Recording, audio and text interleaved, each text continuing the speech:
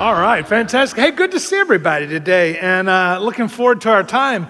I want to also welcome all of you who are watching at home, and it's good to see you. Hey, today's going to be a little bit different, but let me, before we get into that, I want to continue on with kind of what we've been doing over the last weeks.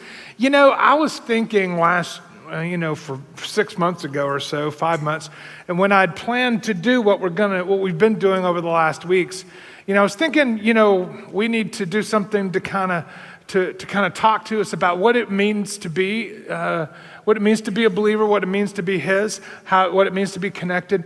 But also, a message that I did, lots of weeks ago, and I've shared it most every week, and it'll only be a couple more times. But I'd like everybody who's new to know the foundation of where I'm going with what we've been talking about.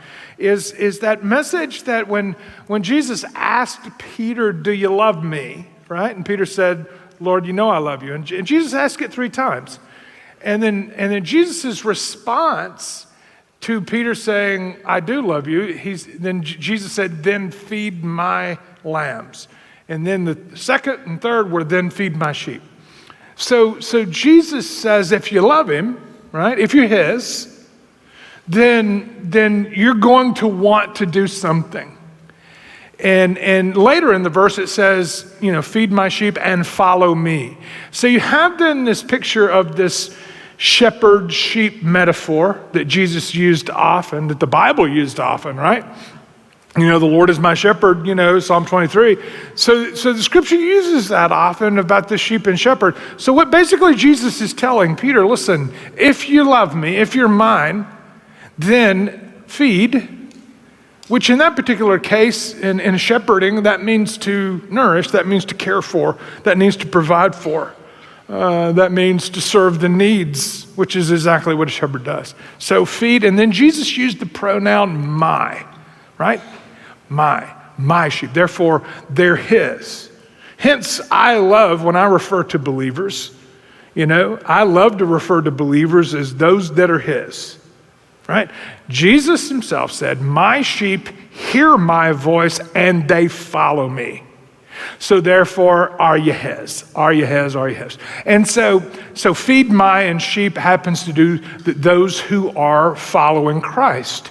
So we found out a few weeks ago in doing that message that this is who He's called us to be, that if you're His today, unless you're still real young in your faith, right, that there should be a desire because of your love for Christ to make a difference in the life of fellow believers, and that means to serve.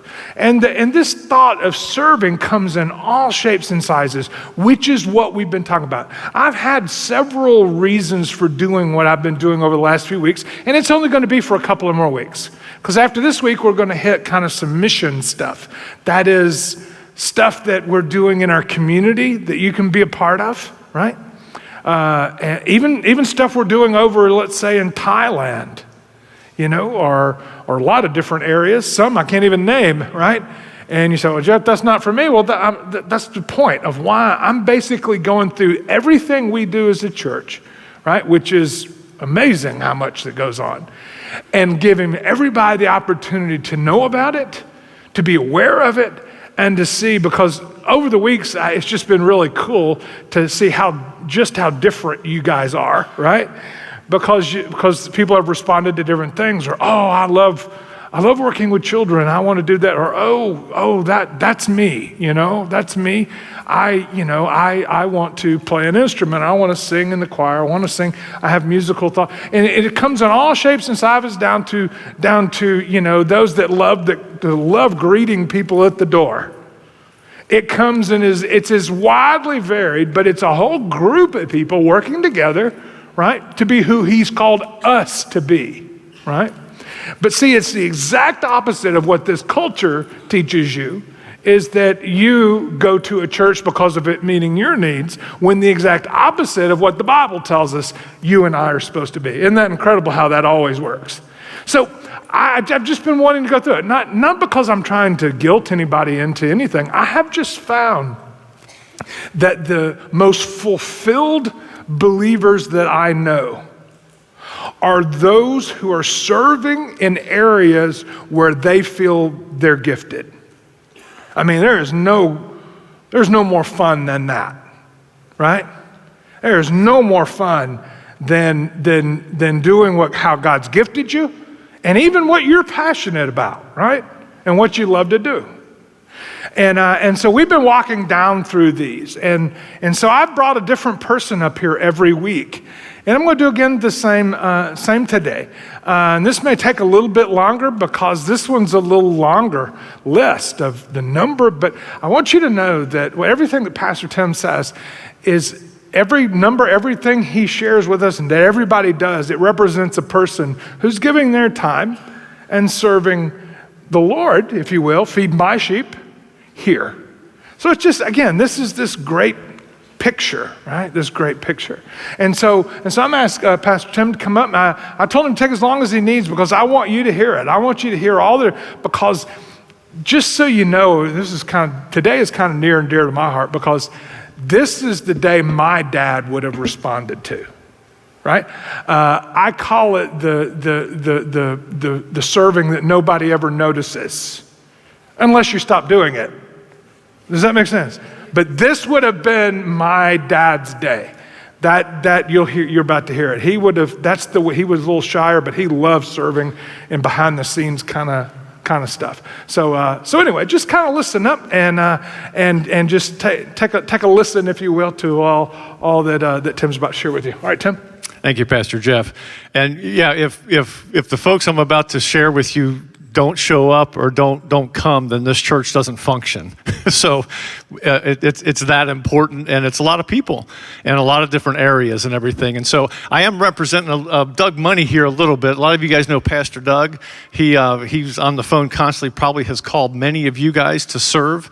And so he's out of town. And so some of the things I'm going to be sharing are things that he really takes care of and just gets a lot of people involved. So really, let me just start running down some of the things that people are serving. The first one is our First Impressions team. And this starts in the parking lot. It goes to the greeters, the ushers, the people in the connection center. And guys, I can't tell you how important first impressions is, right? When a guest first walks into the church, those are the first people that they're going to see. We can do a lot of things. We can have the best of everything, but if we don't have people that greet them, that are nice to them, that take them where they need to go, it's going to be not a good thing. So this team really works hard, and I will just tell you, we probably have 75 to 80 of them every week that are doing this, that are helping out, that are serving and doing that. And I always want to recognize a little bit some of the parking guys. I mean, especially August and September. I mean, it's hot, right? So give them a smile when you're driving off, and they do a great job. And those guys have been doing that for a very long time. Some just ongoing weekday activities that happens every week. We have people serving in our campus operations area, in our facilities, in security, doing landscaping, doing cleaning. We have people coming here just every week that are serving, and we're just so thankful for them. One of the bigger areas where we have a lot of people that serve every week, and I'm talking probably anywhere from 55 to 65, is our food service. We call that Indian Rocks Eats now. It is just doing a great job. But we feed over 1,000 kids every day at Indian Rocks Christian School.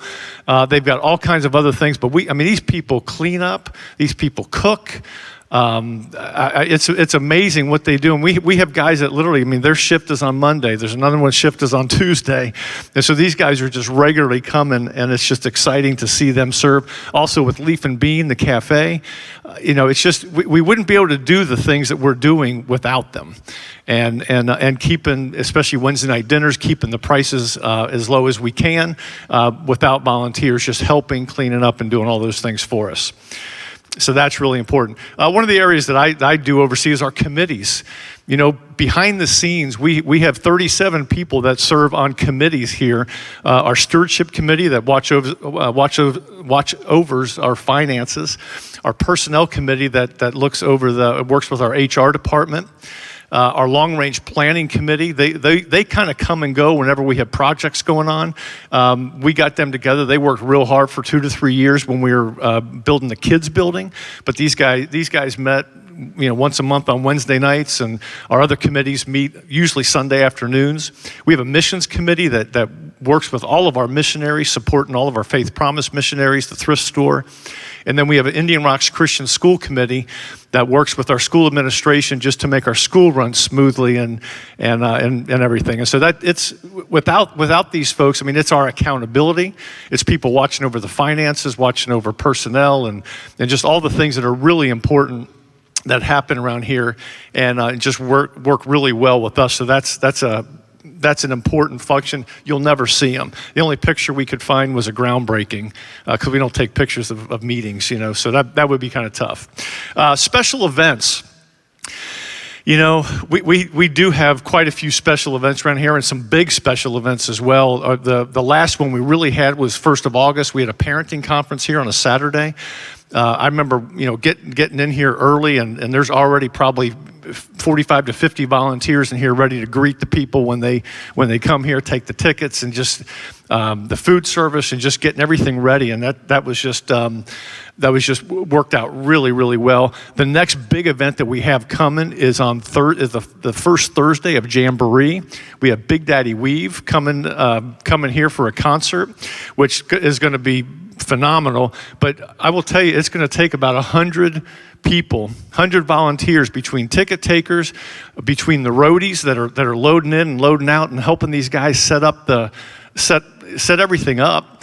And it's phenomenal how many people. Pastor Doug, he's on the phone calling every single one of these guys, getting them here. So that's tough, tough to get them here. But I will tell you this: whenever we have a concert, these people leave here going, wow. Between the food, between all the volunteers that were here, I mean, these groups come and they want to come back. And that's just a testimony to you guys and to our volunteers. And so that's exciting. We also have just Jamboree coming up. We have work days a couple times a year, but the next one coming up is Jamboree, probably 2 weeks before the Jamboree happens on a Saturday. And we'll have 50 guys out here taking up parking stops, just getting the property ready for the Jamboree that's coming. If you haven't seen the Jamboree, you're in for a treat. It's going to be special. But there's trying to think if I'm losing any other major events, but any one of these major events just takes a lot of people, and we're just so thankful.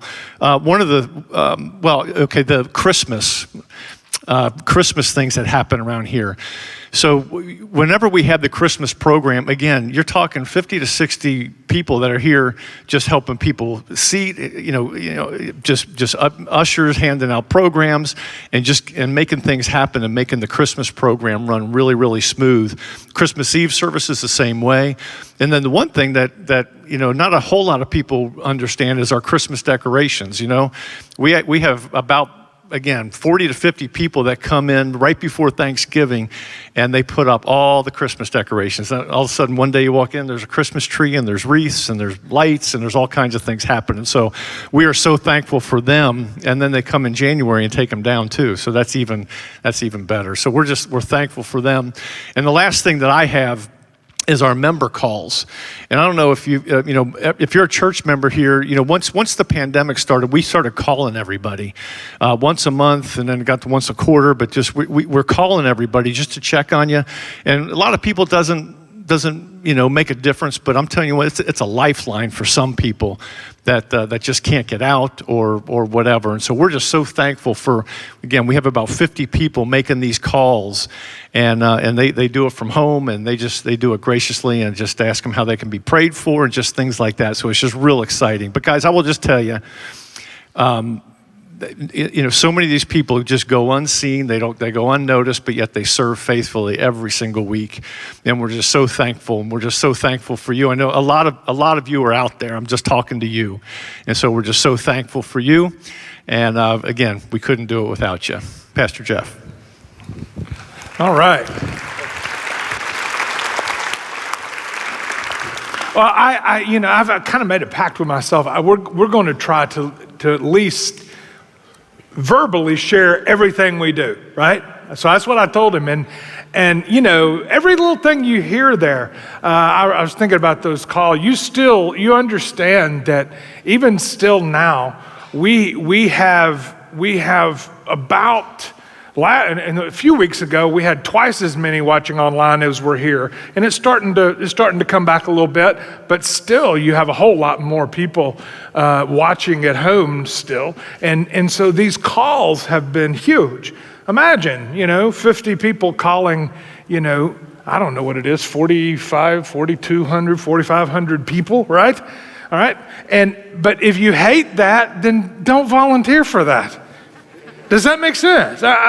That's what I want you to see. But if you love that, because if that's you, or maybe you're stuck at home a lot and you say, hey, I'd love to do that. Again, that's not the only thing I'm talking about. That's why I'm saying I have to be careful here, because what I want you to hear from Tim there, and I want you to hear from everybody, if you've been here for several of these weeks.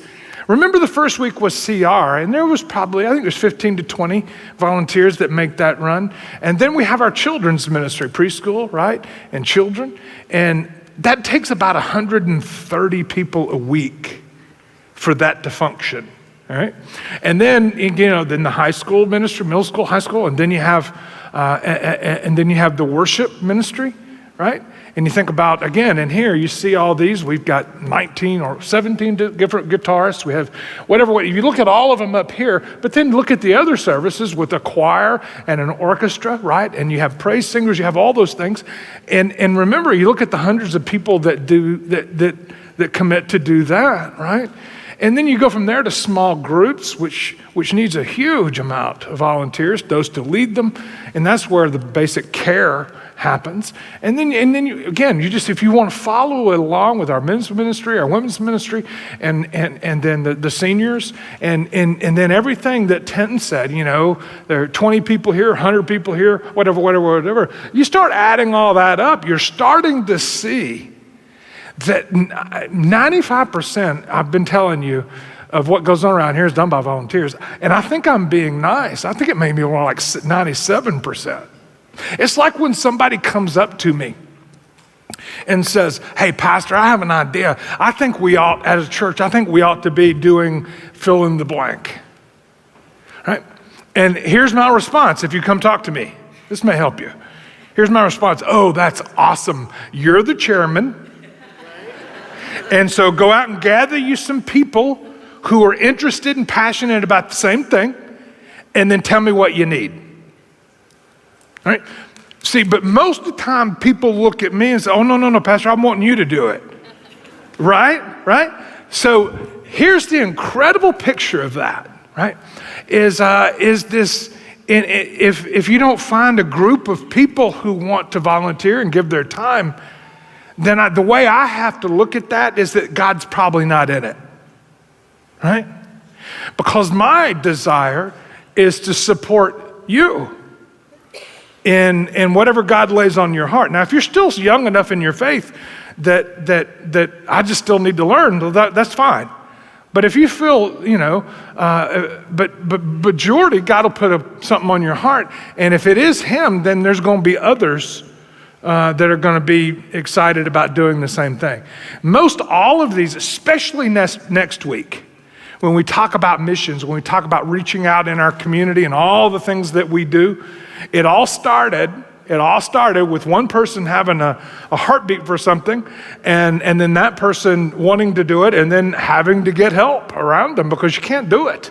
Right? You can't do it. So anyway, I guess that's why I have been so excited about this, because I have found that the most fulfilled believer is the one who is serving in an area that they're gifted in and they're excited about.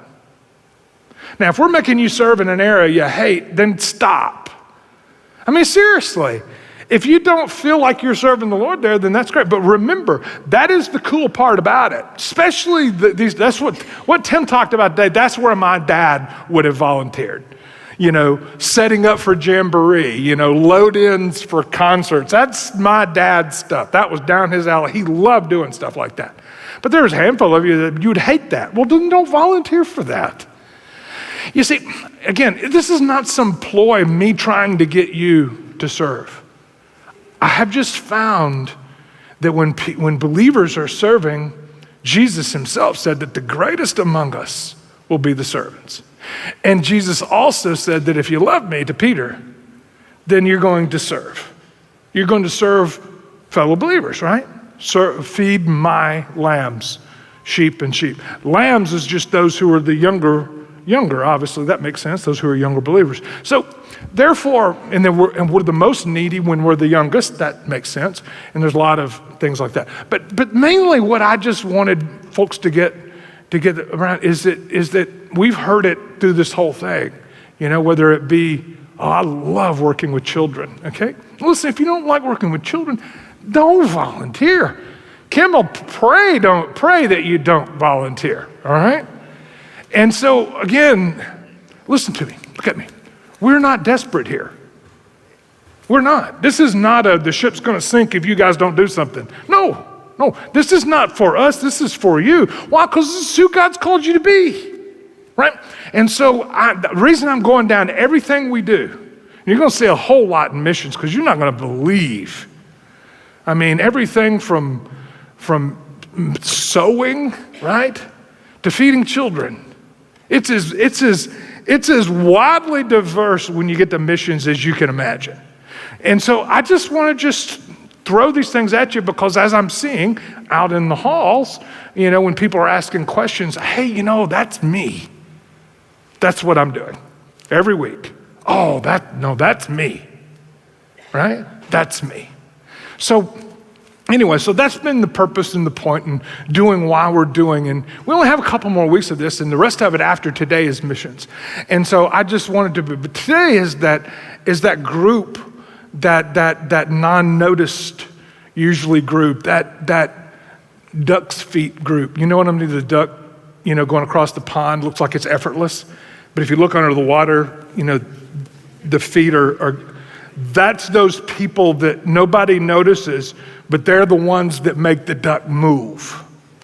Does that make sense? So that's today, all right? That's this picture of today. And let me tell you, my purpose today is to not, yes, it is to say thank you for your faithfulness, but these people, all right, if they were relying on people to thank them, they would have quit a long time ago. Right? I love those folks down there that are in the food service. You realize, I may get this right, it's 1,043 students, something like that, 1,020 something, I'm close. We have like 1,020 to 1,040 students in our school. So you do know that we feed them, they eat every day. All right? And I want you to understand the impact. And I love walking in that kitchen. All right, down there, they're like ants. They're like ants running all around. And they're sweating and they're working, but they have a camaraderie. And I can see it in their faces. They're serving the Lord by using, again, and that's just one little picture. I have to be careful which ones I point out because there are so many, right? So this is my main reason. I just wanted you to hear the heart and the passion behind why I'm sharing what I'm sharing with you. But today's message, right, is basically we're going to do the Lord's Supper today. If you have a Bible, you can turn to 1 Corinthians chapter 11. And today just happened to be a real interesting day because the New Testament has given us basically two rituals, whatever you want to call it, two ordinances, some people call them, whatever you want to call them, to do. Now, in the Old Testament with the nation of Israel, and those who were Jewish, there's a whole lot. Feast of Lights and Feast of Unleavened Bread and the Feast of Tabernacles, and there's all kinds of symbolic celebrations throughout the calendar and throughout the lives of Jewish folks, especially those if you read the Old Testament. But in reality, only two of them really have been commanded, if you will, or shared in the New Testament, right? And you're gonna experience them both. You've already experienced one. The first is baptism. Now, I want you to understand what the scripture teaches about baptism and be real careful not to let tradition trump truth here. Because tradition many times, well, that's what I've always heard. That's how I always grew up. And I've learned that humans are real bad about making symbols the reality. Okay, what does that mean? Well, water baptism, the scriptures teach it, right? But they teach it as a picture. It's an expression, right? And so baptism in its symbolism, right? Crucified with Christ, buried with Christ, and raised. Right? You just saw it. And so know this, that baptism does nothing for you. It's just a symbol. The reality is what Christ did for you. Christ died and was buried and was resurrected. He changed your life, not just doing that. Well then, Jeff, are you saying that's not important? That's not what I'm saying at all. Because there's a point to it. It's public. You see, there's no such thing as a secret service believer. Christian, but don't tell anybody. Right? And what you're saying, all right, by being baptized, by the way, if you need to be baptized, there's no way we can do another beach baptism. It's just that, again, the red tide stuff. And then we tried one in October one time, and the water had gotten cold, and Floridians do not do good when the water's cold, all right? And if you're from basically Tennessee and north, Floridians, what you call perfect water temperature, they call freezing, all right? It's just, if you've been here long enough, you know what I'm saying. So we can't do any more. It's not going to be till May or June. So if you need to be baptized, we're going to do these over the next few weeks. And it's actually neat because I think it gives me the ability to be able to share with everybody. Do you realize what these people are saying? They're telling you that Christ died for me, was buried, and rose, overcame death for me. Therefore, it's a picture of what Christ did for you in reality. That is not reality. And yet humans are real bad about making symbols the reality. Am I making sense? You have got whole hosts of people today that teach that you can't be a believer in Christ unless you've been through water baptism. Well, my question is, well, how do you explain the thief on the cross, right?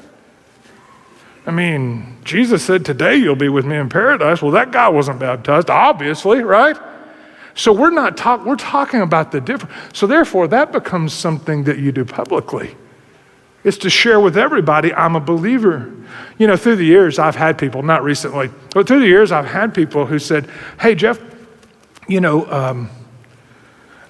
could you come by our house and kind of do a private baptism for us?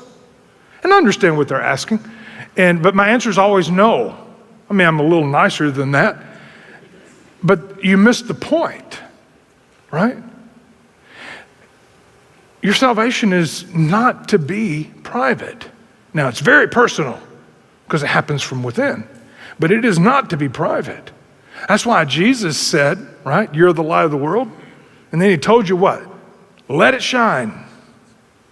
Don't hide it under a basket, but let it shine, brother, right? And so there's no, so part of that, of a baptism, is identifying with the message of what Christ did for me. He was crucified, he was buried, and he rose. But in the end, all right, it is not what changes a person's life. Jesus does that, right? So there's two things that we do. We do that, right? That the scriptures, the New Testament teaches us, right? And then there's communion, Lord's Supper. And once again, people have put a lot more into it and understanding, right? Now, the purpose of baptism is public. It's a public testimony of your commitment to Christ, right? Well, what's the purpose of the Lord's Supper? Well, Jesus told you what the purpose of the Lord's Supper was. And he said it twice. Do this in remembrance of me. Okay, so we're about to do this, right? We're about to have communion together, right? And I want you to know that the point is to remember. To remember. Therefore, who Christ is, that's the bread, unleavened, that is sinless, and what he came to do, which is the wine, which he came to die, came to be sacrificed.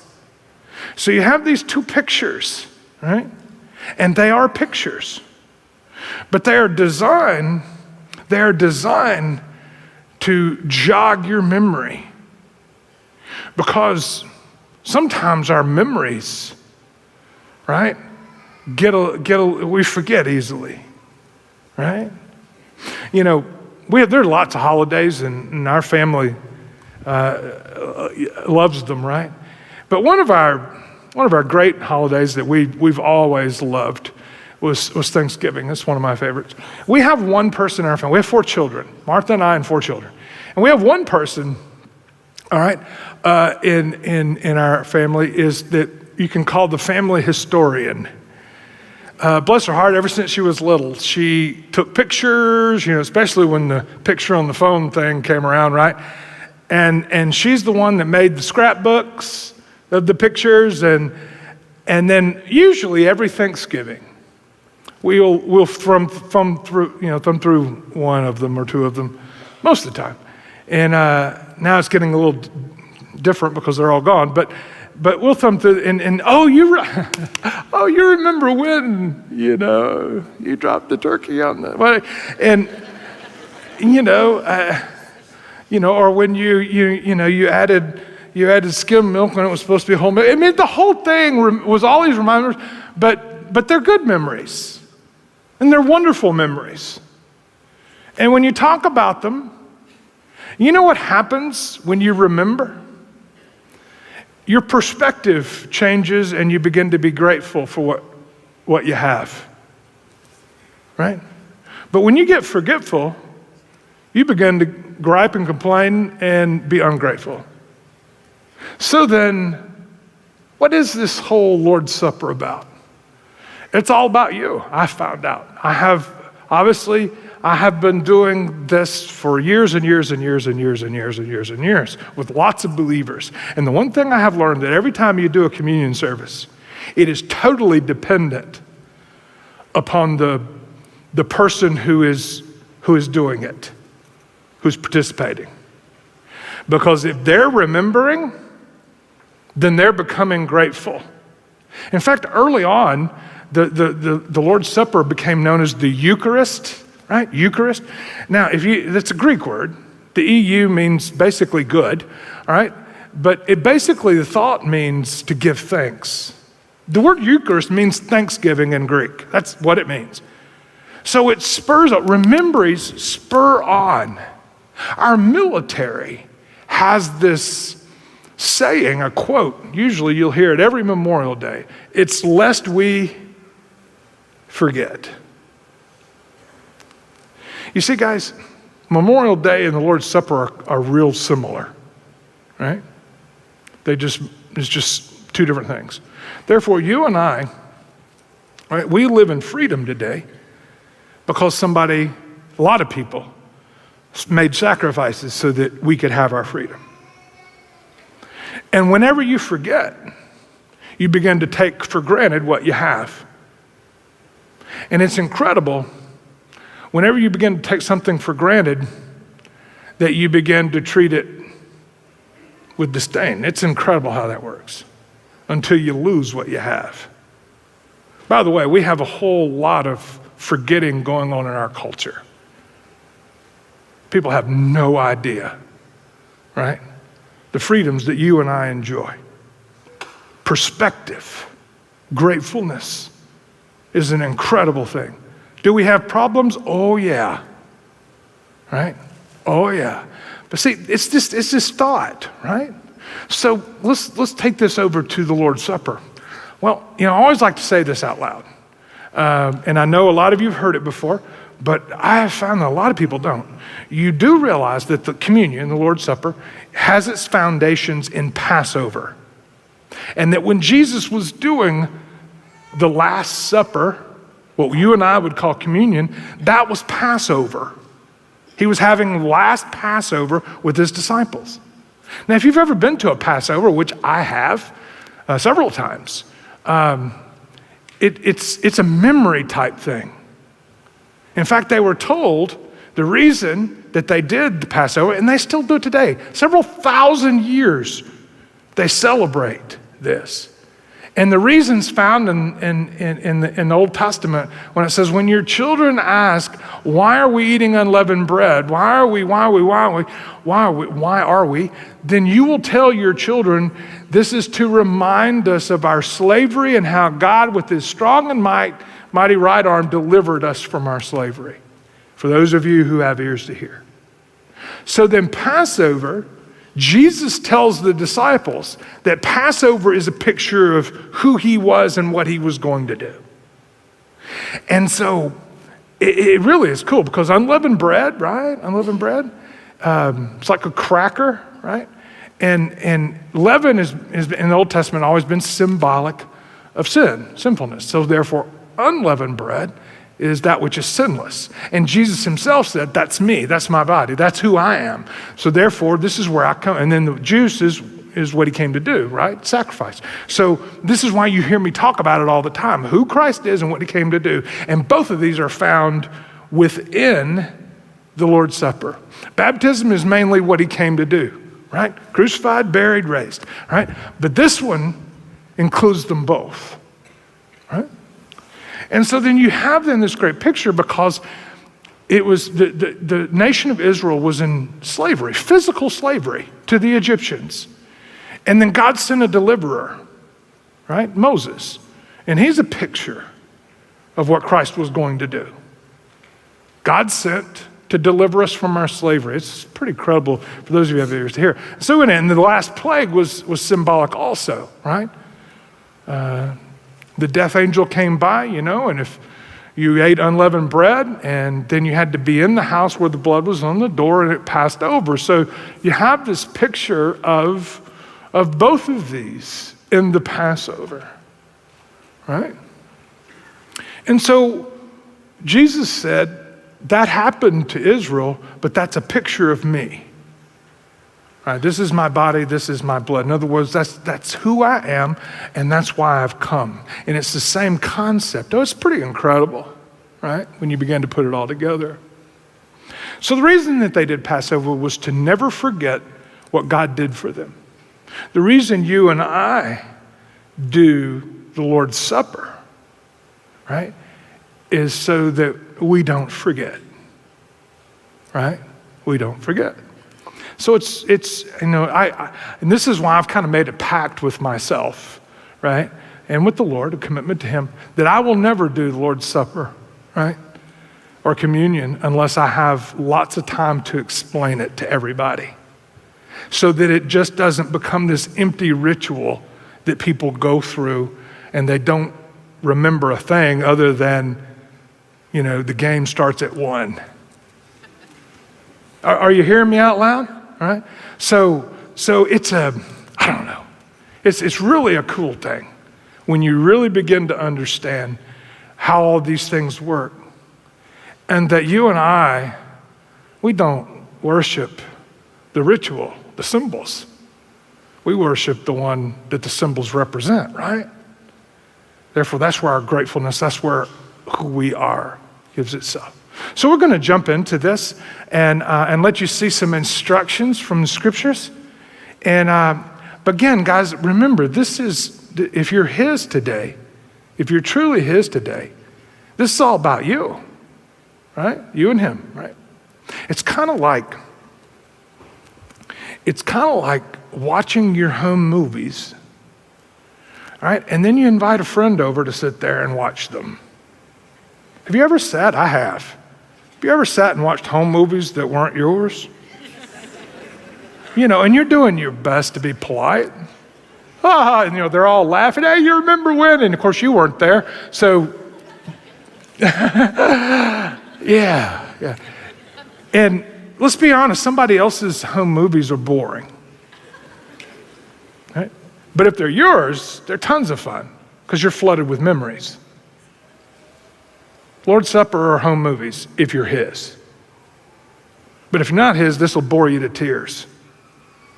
That's just the picture, right? Why? Because if the memories stir up within you that God loved you so much that he did what he did when he sent Christ into the world, and then you remember the day or the time and everything leading up to it where you put your faith and trust in him and he changed your life, then those are the things that flood through your heart and mind as you are remembering, right? Nod your head if I'm making sense, right? That's about 90% of you. So anyway, the rest of us go back to sleep. All right, here we go.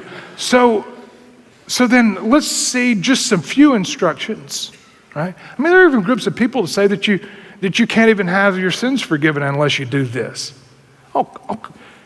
They just don't understand what Christ came to do. He didn't come to give you a wafer and a shot of juice. I mean, you know what I'm saying? He came to change your life. These things just are pictures of it. Again, I just want you to understand. I just love people when they can understand. It's like, oh.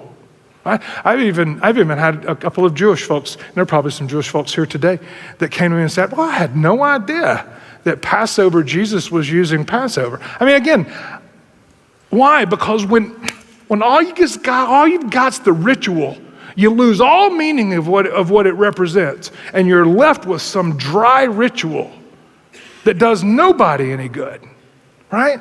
This is incredible. Okay, here's some instructions that Paul gave. There aren't many in the scriptures, but here's one. In 1 Corinthians chapter 11, verse 23, it says this, for I received from the Lord what I also delivered to you, or passed on to you, that the Lord Jesus, on the night he was betrayed, he took bread. So it was the unleavened bread, right?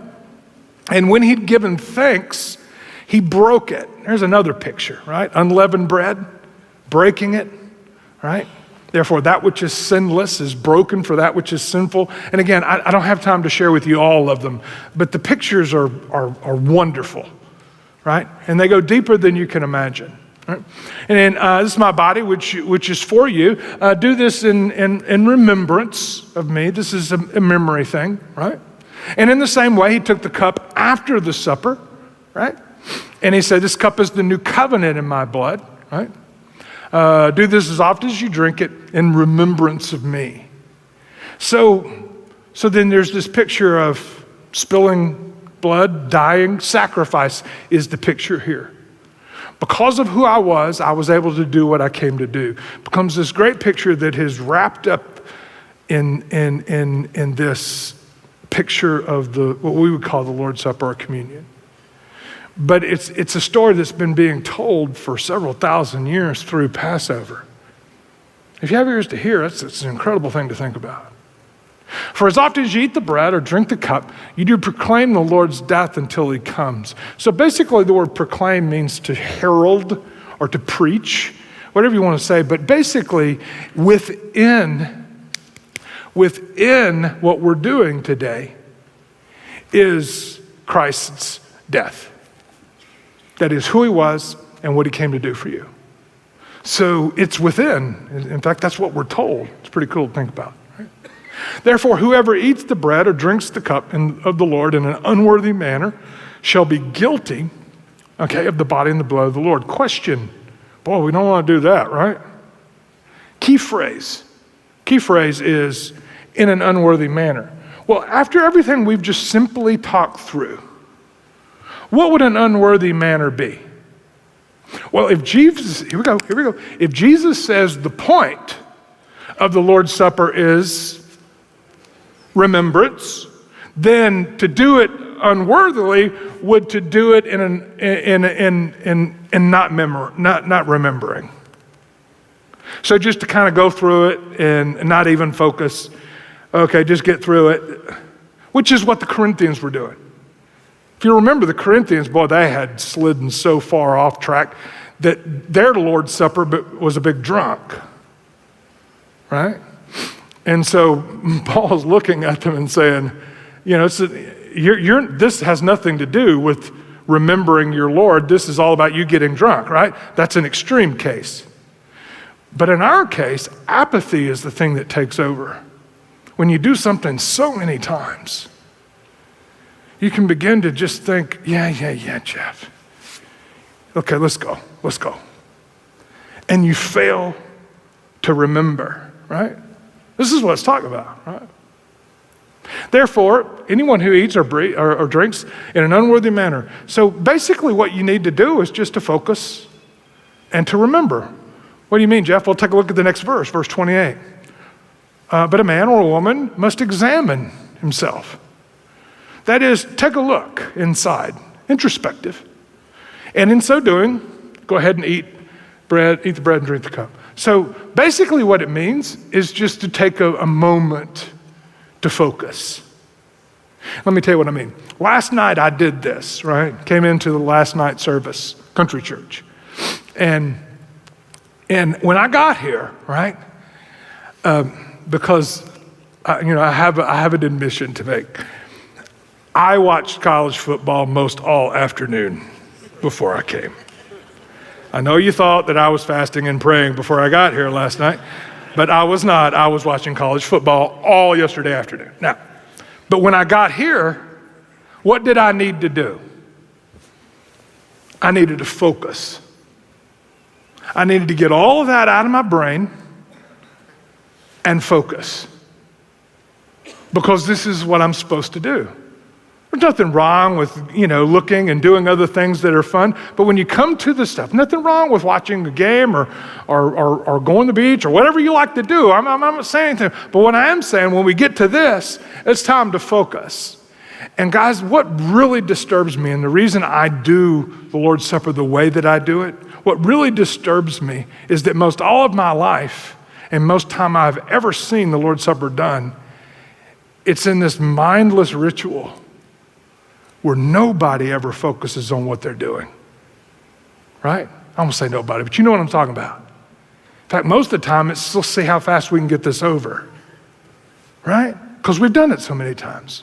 Well, that's what happens when you fail to remember, which is the whole point of it. So we're gonna just do this together. And so the way I do it, and again, for me, the most important thing to me is that we follow what the scriptures teach us, but we also, it's a real thing, not just some religious thing that we've been doing for years, right? And that we know what we're doing, not just because we've been told this is what we're supposed to do, it's what scripture teaches us. So what does it mean to examine yourself? Well, I'm gonna just ask you, the folks are gonna come out. You guys come on out, and they're just going to play some music softly, and then I'm just going to give you a chance to pray. Just ask everything to get quiet, and ask our deacon folks to get ready to prepare to serve. But as I do those things, all right, just to focus. Right, so I'm gonna let you pray. All right, go ahead and bow your heads, close your eyes, and I'm gonna let it stay silent here, other than the music. And it shouldn't take long, but just take the opportunity just to focus on what you're doing. All right, this is not about what I'm doing. This is not about how the music has been. This is not about any of that, other than you personally focusing, right, on what Christ did for me. Because that is what makes it a home movie, right? It's mine. So I'm gonna leave it silent for a minute, and then I'll close this out loud, and then I'll ask our guys to serve.